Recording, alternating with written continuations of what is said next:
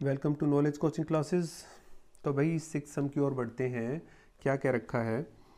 A medicine capsule is in shape of a cylinder. एक capsule दे रखा है जो सिलेंडर की शेप में है with two hemisphere stuck each of its ends. भाई बना लेते हैं, पहले शेप बनानी ज़रूरी है भाई। इस एक्सरसाइज में सबसे इम्पोर्टेंट काम है शेप बनाना।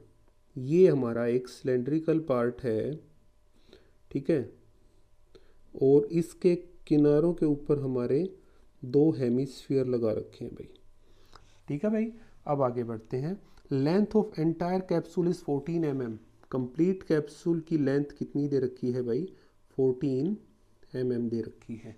आगे देखते हैं। Diameter of capsule is 5 mm। Diameter मतलब ये मान के चलो ये वाला हिस्सा 5 mm है, ठीक है। अभी अगर रेडियस की बात करेंगे तो यहाँ से ये और ये मैंने कहा था सेम होगा भाई, थोड़ा डायग्राम के अकॉर्डिंग अलग लग रहा है बट ये सेम है। तो ये कितनी हो जाएगी? 2.5, और इसकी भी रेडियस कितनी हो जाएगी? 2.5। तो अगर बात की जाए सिलेंड्रिकल पार्ट की लेंथ तो कितनी आ जाएगी?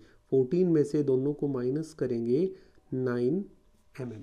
ठीक है भाई, अभी हमें इसका सरफेस एरिया निकाल के दिखाना है। सबसे पहली जो चीज़ें गिवन है हम वो लिख लेते हैं भाई। Radius of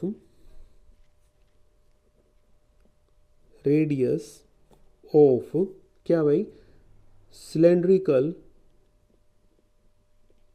and hemispherical part that is equal to diameter का मतलब 2.5 mm। ये आर की वैल्यू है भाई, दोनों के लिए सेम है ये, ठीक है। Total length of capsule that is equal to 14 mm। अब क्योंकि हेमिस्फीयर है उसमें तो हमारा कोई काम ही नहीं है, और हमें चाहिए क्या? इसकी सिलेंड्रिकल पार्ट की। तो लेंथ ऑफ सिलेंड्रिकल पार्ट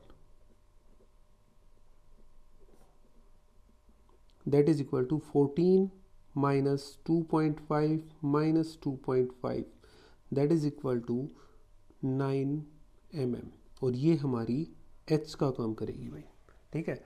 तो सरफेस एरिया निकालना है, सरफेस एरिया ऑफ कैप्सूल भाई।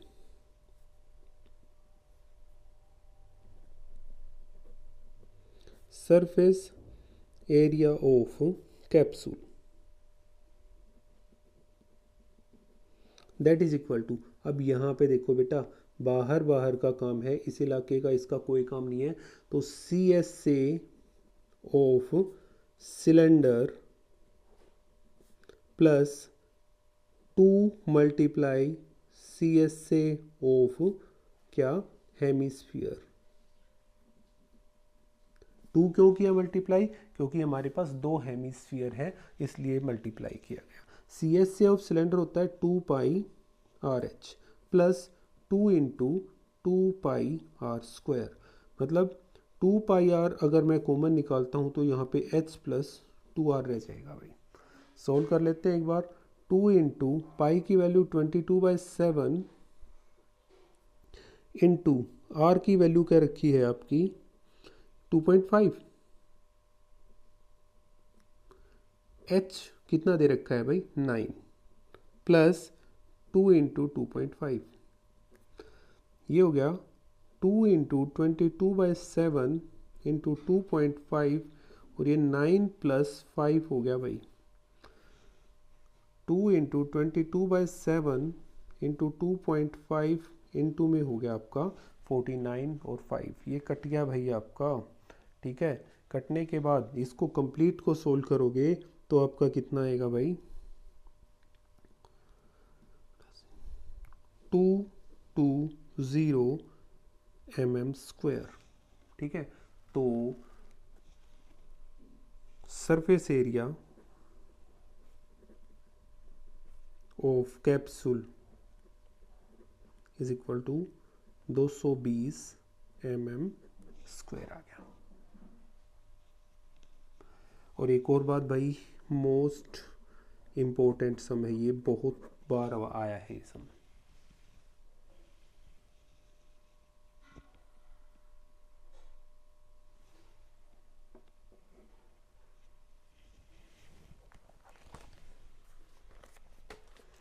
आगे बढ़ते हैं, नेक्स्ट सम की ओर चलते हैं भाई। क्या क्या रखा है? Seventh sum, a tent is in a shape of cylinder surmounted by a conical top. एक टेंट है जो एक सिलेंडर से बना हुआ है। ये हमने एक सिलेंडर बना दिया, ठीक है, और भाई इसके ऊपर लगा रखा है क्या? एक कोन लगा रखा है ऐसे। क्लियर होगी भाई बात? पुराने टाइम का तंबू सा हो गया, ठीक है, ये है। अब आगे देख लेते हैं। If the height and diameter of cylindrical part is 2.1, diameter दे रखा है आपका और हाइट दे रखी है आपकी यहाँ पे। पहले हाइट है कितनी? 2.1 मीटर, ठीक है, और डायमीटर दे रखा है 4 metre. And the slant height of top is 2.8, ये वाली दे दी भाई अब की बार। स्लैंट हाइट दे रखी है 2.8 metre. Find the area of canvas used in making the tent. पहले एरिया बताना है और बाद में बताना है 500 रुपये पर मीटर स्क्वायर की दर से कॉस्ट बताना है, ठीक है। तो अब जो जो चीज़ें गिवन है एक बार उनको लिख लेते हैं भाई। सबसे पहली चीज़ कि diameter of cylindrical and conical part that is equal to 4 centimetre, 4 metre sorry. तो रेडियस क्या आ जाएगी भाई?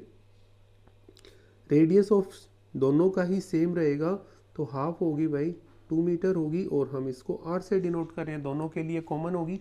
रेडियस इसकी कितनी होगी भाई? 2, ठीक है। अब हाइट ऑफ सिलेंड्रिकल पार्ट, हम जिसको h नाम ले लेते हैं, that is equal to 2.1 metre. Slant height दे रखी है, slant height of conical part L that is equal to 2.8 metre. अब नेक्स्ट चीज़ क्या है? इसने कहा कि कैनवास का एरिया निकालना है। कैनवास मतलब ये जो टोटल लगा ऊपर नीचे का, तो area of canvas that is equal to क्या आ जाएगा? अब देखो इसमें नीचे वाले इस हिस्से का कोई काम नहीं, ये भी कोई काम नहीं, मतलब कवर्ड सरफेस एरिया का काम है। तो CSA ऑफ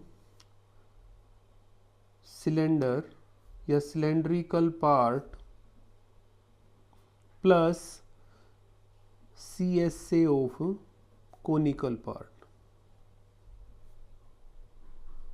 तो सिलेंड्रिकल पार्ट का CSA होता है 2πRH प्लस ये होता है πRL। πR कॉमन निकाल दिया भाई हमने यहाँ से, ये हो गया 2H प्लस L।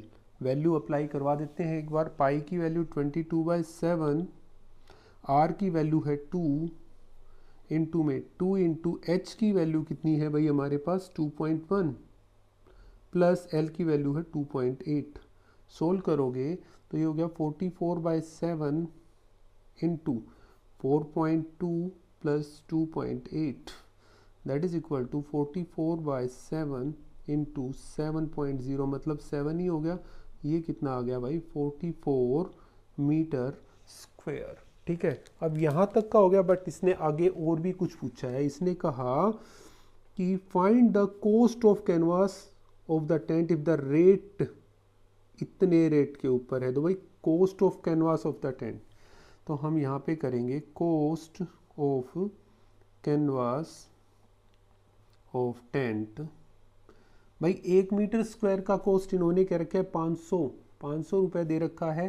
तो 44 का 44 इंटू 500 आ जाएगा, दैट इज इक्वल टू, इसकी मल्टीप्लाई करोगे तो आएगा भाई 0.00022, इतने रुपए, 22,000 रुपये उसका आ जाएगा भाई। ये भी एक इम्पोर्टेंट सम है, कई बार एग्जाम में आते हैं भाई यहाँ से रिलेटेड।